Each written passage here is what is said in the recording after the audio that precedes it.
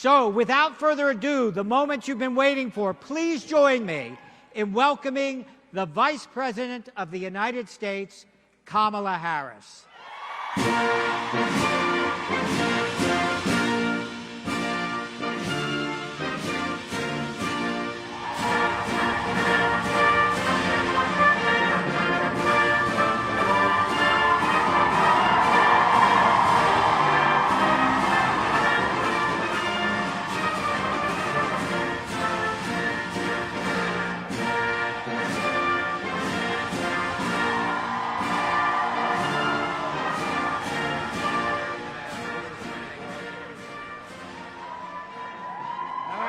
The stage is yours.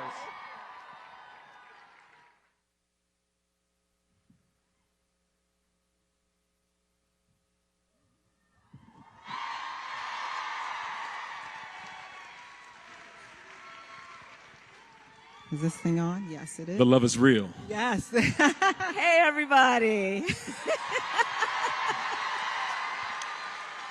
Seems like you have some fans here. I am a fan of everyone here. And I said to John, I'm looking out all of these extraordinary leaders. You know, there's so much about what's happening in our country that can cause people to stay awake at night. But when I look out at this crowd, I know our future is bright. I know our future is bright. Truly. Thank you. Well, we're so glad to have you here. And thank you all for being here. We feel the love all the way up on this stage. Thank you, John, for that introduction. I am so excited to also be ushering us into the next decade of this work, doing this shoulder to shoulder with you. So we're here in Chicago to celebrate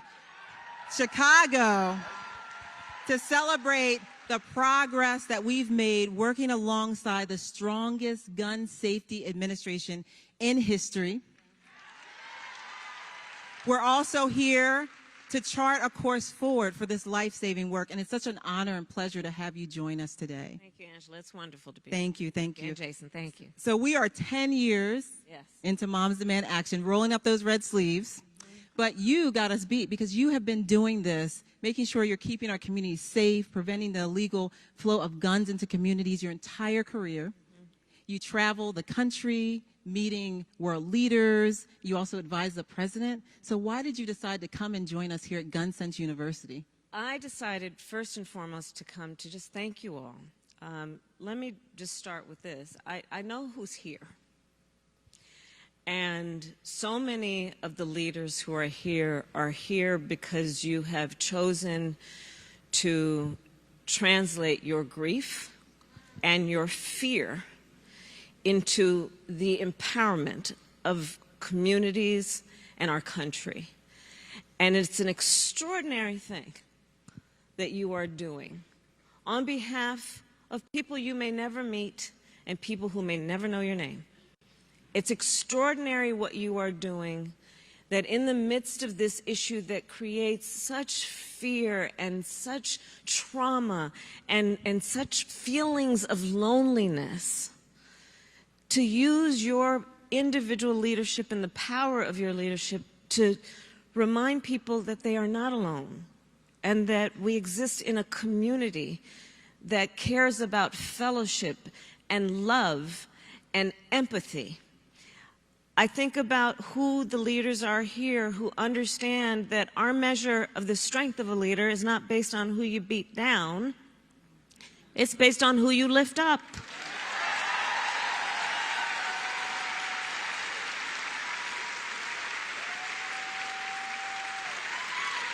You know? So I'm here to thank you.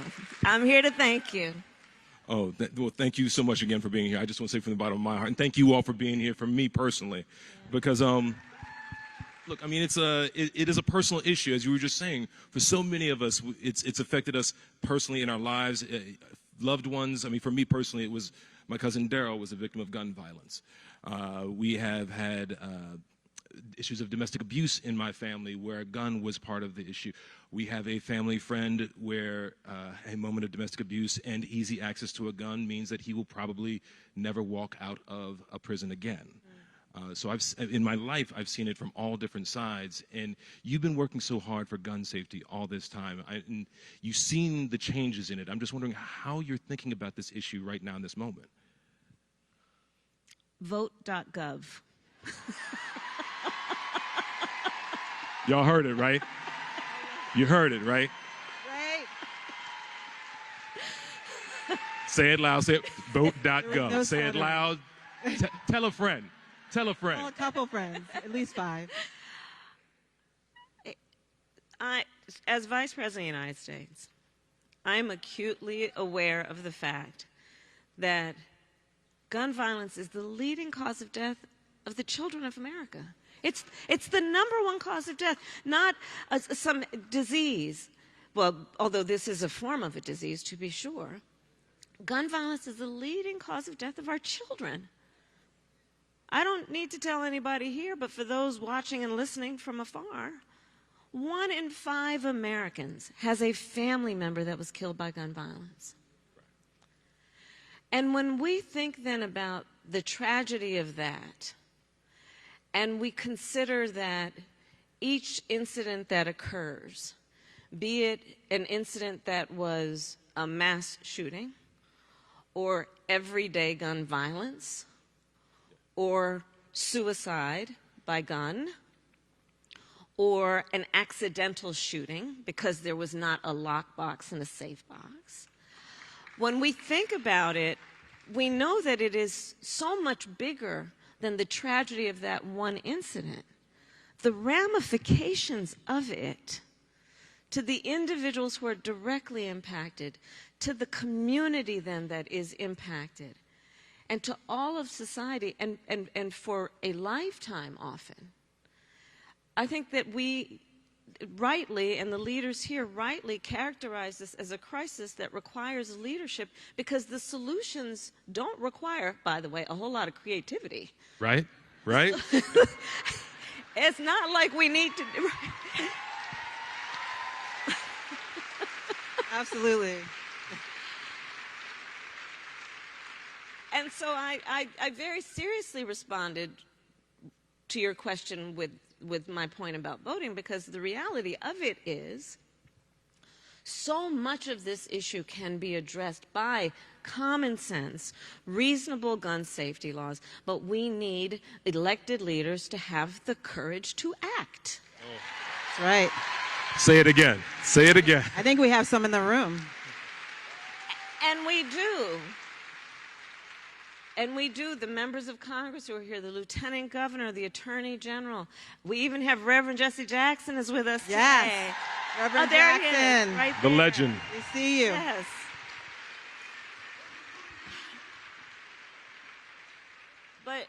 But we and here's the thing about this issue that I think we all know, and it is that there are some people who are just trying to sell a false choice, which we know to not buy. That false choice be to suggest that you're either in favor of the Second Amendment or you want to take everyone's guns away. And I believe in the Second Amendment, but I also believe we need to renew the assault weapons ban. We need red flag laws.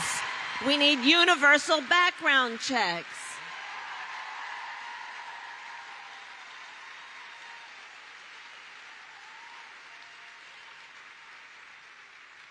And again, I'm preaching to the choir, but here's the thing.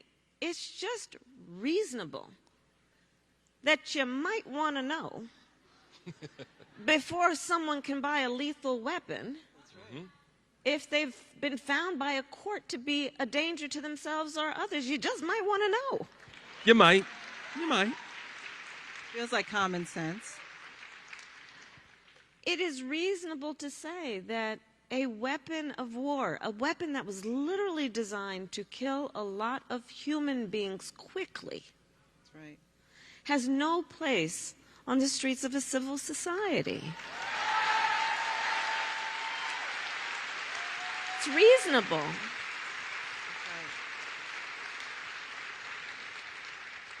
And I think it is also reasonable, as a former prosecutor, to say that it is reasonable to say that the gun manufacturers should not have immunity from litigation. That right there.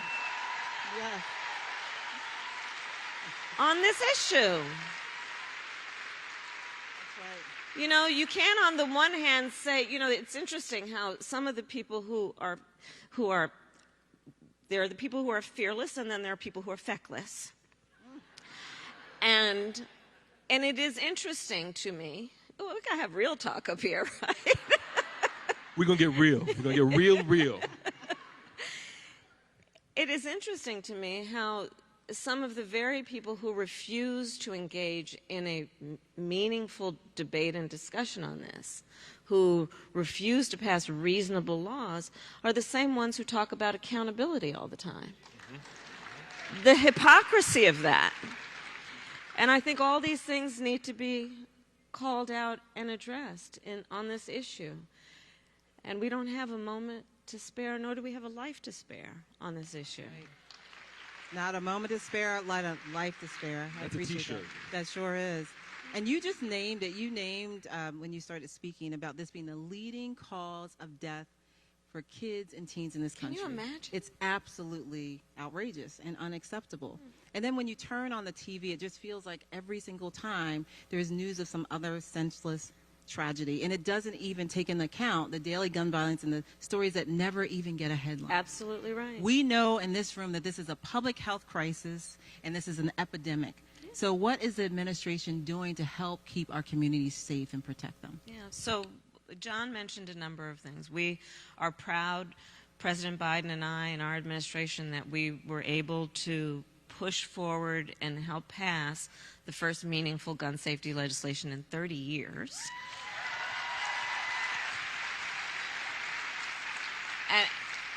And by the way, you know, there are a lot of organizers here, so you will know this term, but the inside game matters, because you all in these red T-shirts show up everywhere. Everywhere. We scare some people. And it matters. And it matters. And it matters because you are putting the pressure on the folks who are on the inside to act. It matters. I know sometimes it feels like, is it making a difference? And it requires a whole lot of you. It requires you to leave your home and all the obligations that come with that, and your role of responsibility in the context of your life and your family, to go to these events, to go to these town halls, to go to these rallies. And it matters because then you put the pressure on the system, so that the system has to hear the voices and respond in some way. And so that's why it's because of your activism that we then had momentum on the inside to pass this historic legislation. But the president will tell you, if he were here, I will tell you, it is historic and it is a drop in the bucket, because we still have so much more to do. And again, that is about universal background checks. That is about the assault weapons ban. It is about all of these other things. But what we have been able to do, to your point about a public health crisis, is to put substantial resources into things like mental health, put substantial resources into community-based response, right? Which is so important.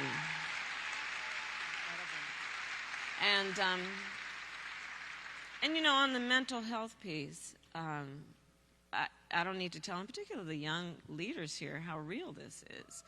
You know, I grew up in California, so when we started school, elementary, I know a lot of Californians here. You got a few people from California. Wait, look what I'm about to do. My husband grew up in New Jersey.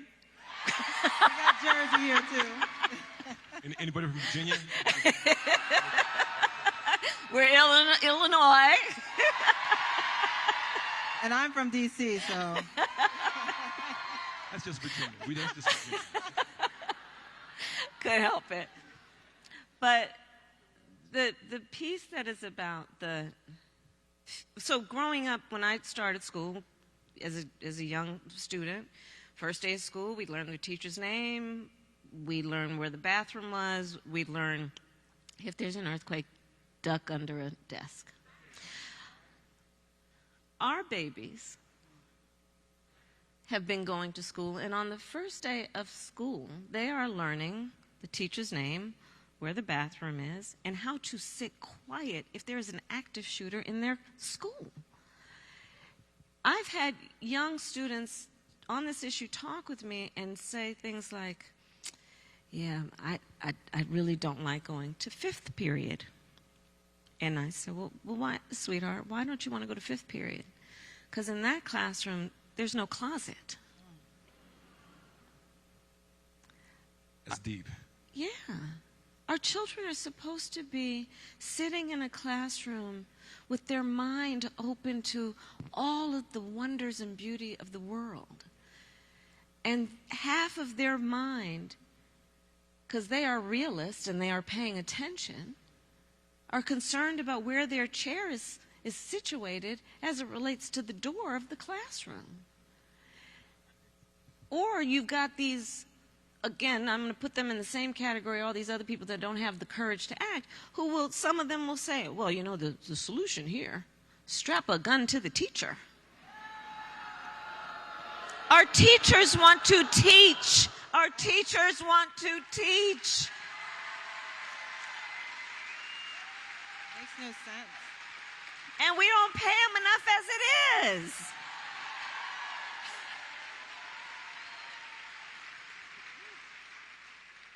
But the trauma piece of this is so very real. The trauma piece of this, where a mother or a father is telling their child, honey, when gunfire breaks out at night, jump in the tub. Because if you're laying in the tub, that stray bullet is unlikely to hit you. This is America. And this kind of self-inflicted harm has got to stop.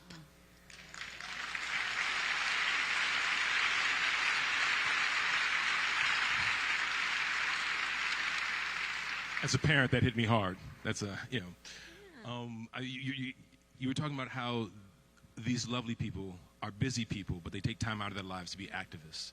You are an incredibly busy woman. You've been working for gun safety for so much time, but you also handle a lot of the administration's other issues. My favorite phrase that you use is that the right to be safe is a civic right.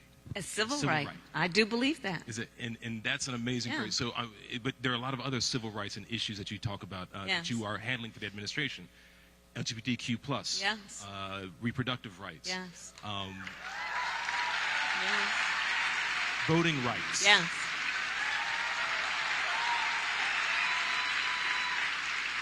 And in my mind, that puts you in the perfect position to be able to see how, if and how, there's a connection between all those issues. And I wonder if you could speak on that a little bit. Definitely. And I would put on that list also fighting that our schools would teach America's full history. Please say it. Say it. Say it. You're going to get my blood pressure up, Madam Vice President. Yeah.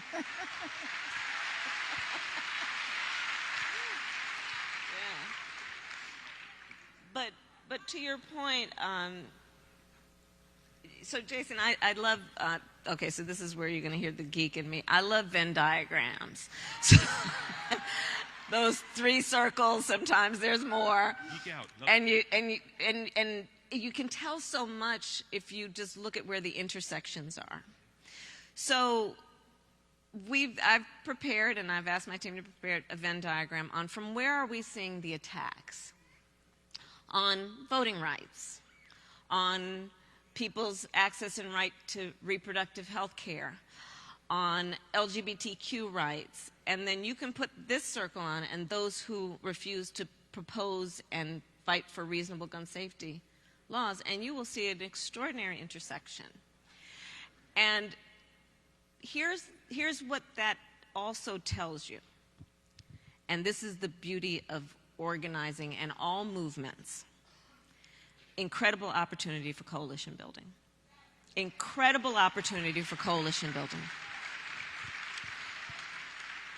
Because to your point about, I do believe that the right to be safe should be thought of as a civil right. And a human right, I heard somebody in the audience say, and it is about freedom, right? And including, and this is a very maybe simple point, but I think very important, the freedom to just be. To just be. To be safe.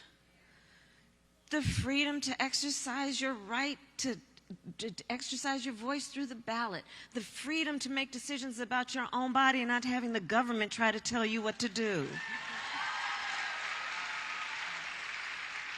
Right? The freedom to love who you love and be open and proud about that.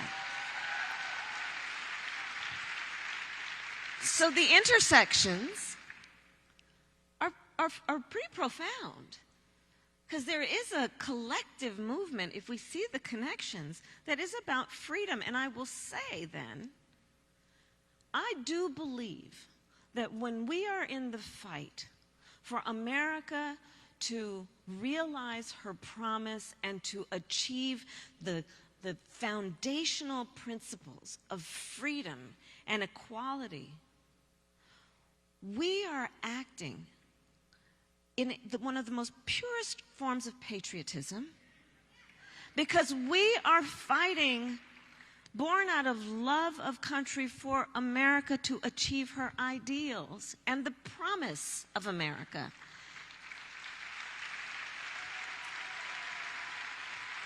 Right? And I do believe that to be a very true and pure form of patriotism, that we know our country is worth fighting for, we love our country, and we will challenge our country to live up to its promise. Right? Well, this is such a meaningful, incredible conversation already, and I want to spread the love, Madam Vice President. Yes. I want to make sure that we have a couple questions from the audience. So I first want to hand it over to Brenda Mitchell from Illinois. Brenda. Brenda's from the home team. Oh, I see. There she is. Much. Our first question is, your administration has always put victims and survivors of gun violence at the center of its efforts to save lives. I know you've personally visited with so many survivors of gun violence like myself, and seen how the trauma impacts an entire community. What have you learned from traveling across the country and meeting with communities impacted by gun violence? Thank you, Madam. Thank you. And I've had the honor of speaking with you before we came out here, and I just want to thank you again for the courage that you have shown to lead in spite of the extraordinary loss you have suffered.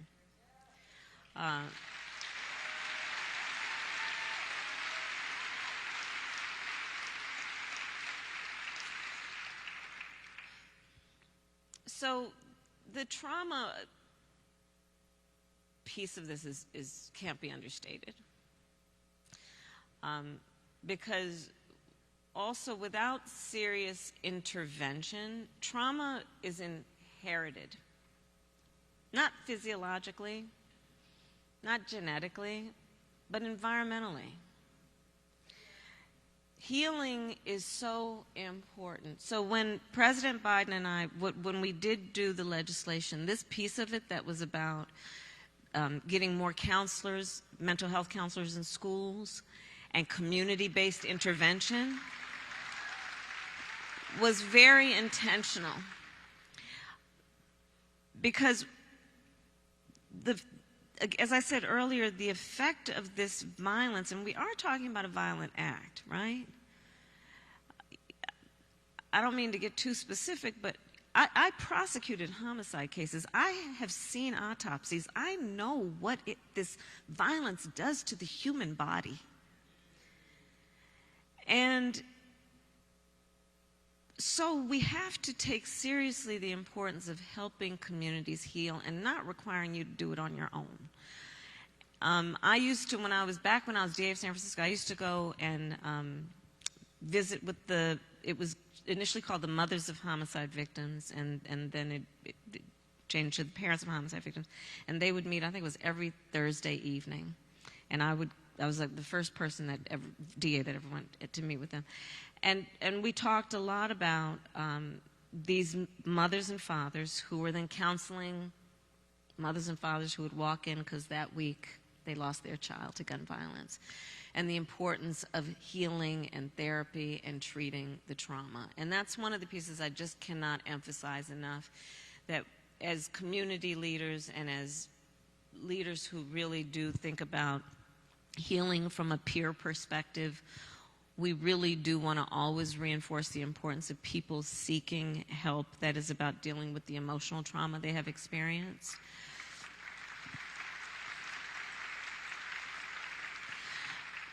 But the other thing that I see over and over again throughout the country, every year, always, and you know, most recently as vice president, I went to Buffalo, right? So that's a grocery store. I was, you know, in Monterey Park. It was a community center.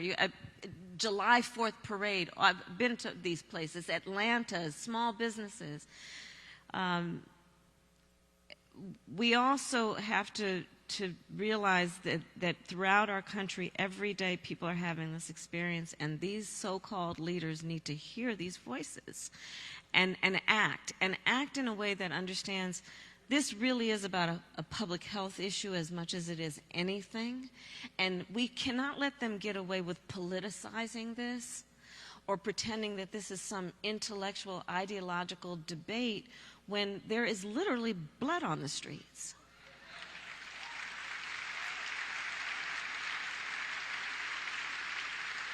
Because the failure to act is not without consequence. And so that's what I see from traveling the country and all of the folks I have talked with over the years, all of the people I've sat with. We need these so-called leaders to hear the people and act. We really do. We really do. It's not an intellectual debate. There's blood on the streets. Thank you for that, and thank you, Brenda, for putting that out there. Thank you for all the work you do. Yeah. We're going to throw it out to another audience question from, I think, Aaron from Pennsylvania is out there. Hi, Vice President Harris. Hi, Aaron. I know. Good to see you again You today. too. So, as you guys already mentioned, guns are now the leading cause of death for children, teens, and college-age people in America. I know I've grown up witnessing the impacts of gun violence in my home state of Pennsylvania, and I became a leader in Students Demand Action to bring the conversation about this crisis to my rural community and to help lead this fight so the next generation of students don't have to grow up learning and living in fear of gun violence. So my question for you is, how do you see my generation playing a role in this movement, and what do you think we should be doing? Your generation is critical. Is critical. Is critical to this issue. You are critical to this issue. We are counting on you. We need you. You are critical to this issue. You are everything. Everything. Everything. Because, see, here's the thing. For your generation, like we were talking about earlier, you know, my generation didn't have these drills. Your generation is going through all of this, all of these, I mean, on top of what we need to do around saving the planet for you and the children that if you want to have, you will have. All that we need to do that is about what is at stake right now for your future. You, students demanding action is so critical. And when you and your peers, and not you, but when your peers, when your generation starts to vote in your numbers, I see this changing completely. I see this changing completely.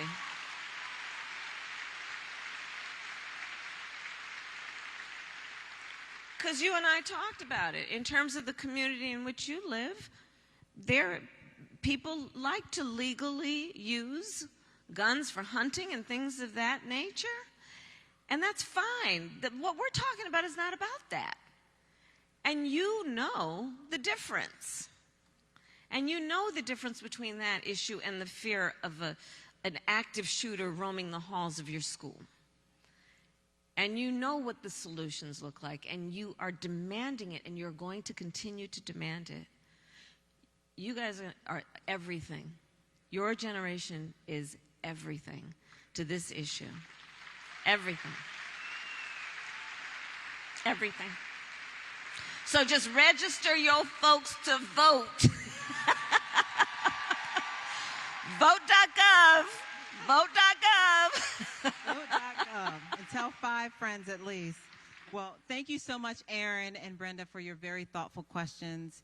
Thank you, Jason, for being here. You always come when we call, and you put your heart into this work, so we appreciate you. It takes all of us. Thank you, thank you, thank you. And mostly, thank you, Madam Vice President. Thank you so much for your leadership.